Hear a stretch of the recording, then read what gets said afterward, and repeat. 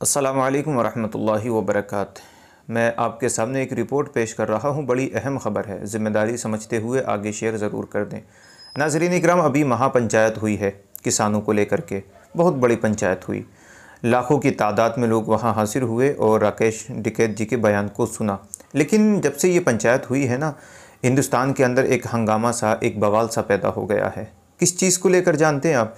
सिर्फ अल्लाह अकबर का नारा लगाने को लेकर के। जबकि राकेश टिकैत जी ने सिर्फ अल्लाह अकबर नहीं कहा था, साथ में हर हर महादेव का भी उन्होंने नारा लगाया था।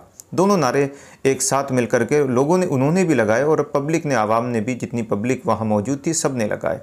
लेकिन उसी पर इतना बड़ा हंगामा कर दिया गया है कि राकेश टिकैत जी की गिरफ़्तारी हो चुकी है। हम आपको खुलासा कलाम बता दें। मैंने एक ऑडियो सुनी, एक कॉल रिकॉर्डिंग सुनी, और कॉल रिकॉर्डिंग सुन करके मैं बड़ा हैरान और दंग रह गया कि किस तरीके के दरिंदे यार, जालिम और बेवकूफ़ इंसान हमारे हिंदुस्तान के अंदर कल भी पैदा हो रहे थे और आज भी पैदा हो रहे हैं, और ना जाने कब तक ये माहौल हमारे मुल्क के अंदर चलता रहेगा।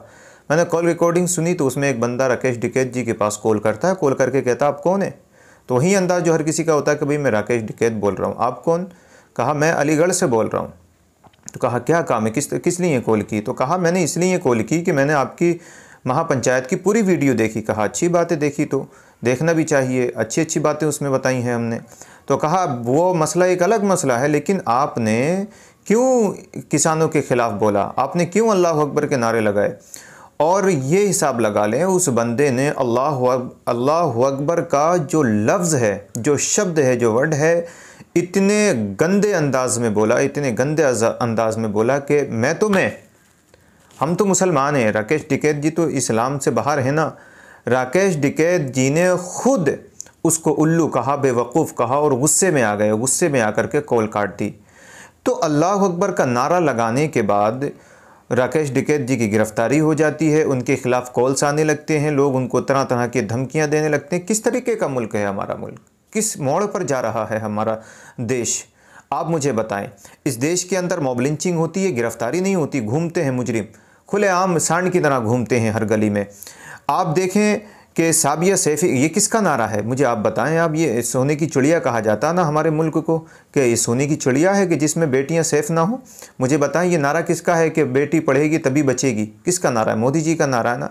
तो वो तो जिस राबिया सैफ़ी का मर्डर हुआ है, जिस राबिया सैफ़ी के साथ में गलत हरकतें लोगों ने की हैं, उसके जिस्म को काटा गया है। आप मुझे बताएं कि बग़ैर पढ़े लिखे उसकी जॉब लग गई थी दिल्ली में जाकर? क्या पढ़ी लिखी नहीं थी राबिया सैफ़ी?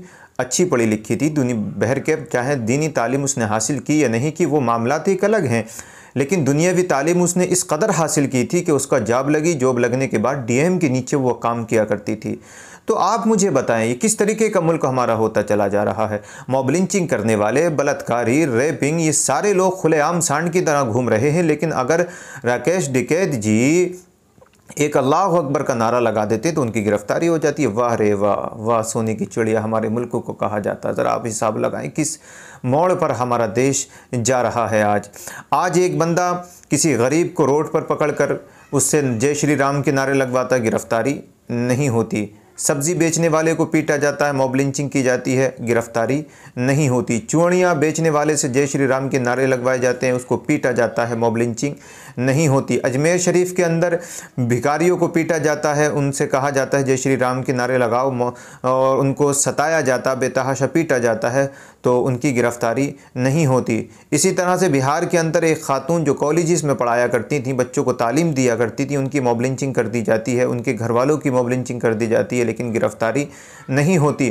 तो ये हमारा मुल्क। अच्छा, एक चीज़ और यहाँ पर याद रखें, अगर गिरफ़्तारी होती भी है इन लोगों की, तो जानते हैं किस तरह गिरफ़्तारी से पहले उनको आज़ाद करने के तरीके तलाश कर लिए जाते हैं। ये इस तरफ पहुँचेंगे और दूसरी तरफ से वापस निकल करके साफ़ सुथरे आ जाते हैं। इस तरीके से तो इनके ऊपर जो धाराएं लगाई जाती हैं ना, वो इस तरीके की लगाई जाती हैं कि मिनट से पहले ये लोग जेल से बाहर निकल करके आ जाते हैं। तो ये इस तरीके का मुल्क हमारा होता चला जा रहा है। बहरकैफ अल्लाह ताला हमारे मुल्क के अंदर हिंदू मुस्लिम के एकते को सलामत रखे, आपस में मिलजुल कर रहने की तौफ़ीक़ात। हम मुसलमान हैं, हमारे नबी की जो तालीम है ना, वो बस यही है कि किसी के धर्म को बुरा ना कहो, किसी इंसान को बुरा ना जानो, और हम उसी पर अमल आज भी करते हैं। और इंशाअल्लाह बिहम्दि ताला जब तक अल्लाह ने हमें ज़िंदगी दी है, हम इसी बात पर अमल करते रहेंगे। इस वीडियो का इख्तिताम यहीं पर कर देते हैं। कल इंशाअल्लाह बिहम्दि ताला फिर एक नई ख़बर, नई रिपोर्ट लेकर आपकी खिदमत में मैं रूबरू रहूँगा। तब तक के लिए अल्लाह हाफ़िज़। दुआओं में बिलखुसूस अपने भाई को याद रखें।